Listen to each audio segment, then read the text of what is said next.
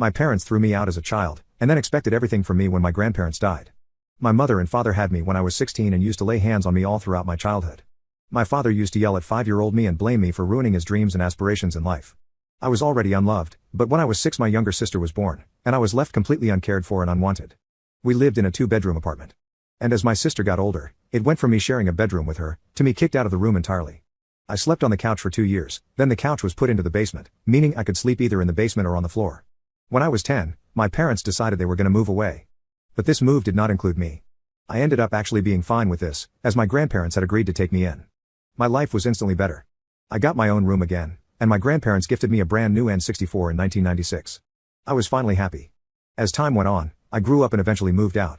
But later moved back in to help my grandparents' house as they were getting old and living off their retirement savings. So some rent money from me went a long way in paying the bills. Then my grandma died. She was mugged by a robber, who took her life. My grandpa was heartbroken. He also passed about a year and a half later. He took his life. Pretty much everything they owned was willed to me. Their savings, their house, their vehicles, their stuff, everything. The house was long paid off, and Grandpa knew how to keep up with its maintenance.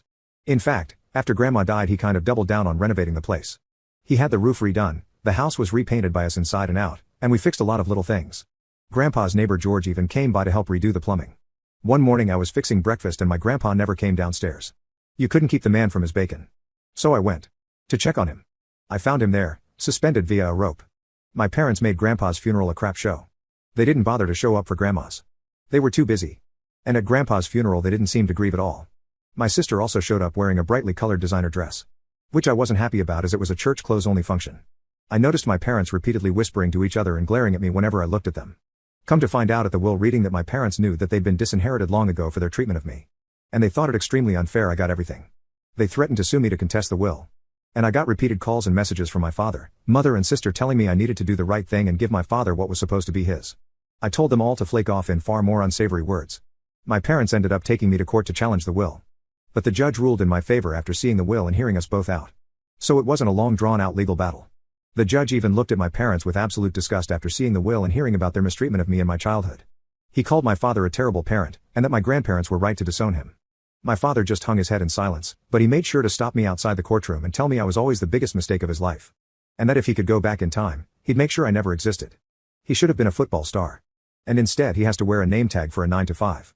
I told him that mistake or not, Grandma and Grandpa could see what kind of nasty person he was. I didn't ask to be born. And the only real love I ever got was from my grandparents. And he was no father of mine anymore.